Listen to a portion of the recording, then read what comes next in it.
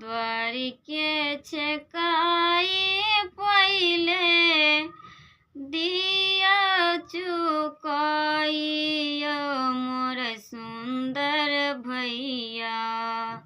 द्वारि के छेकाई पहिले दिया चुकाइयो मोर सुंदर भैया। तब जेबै कोहबर अपन यो दुलरुआ भैया।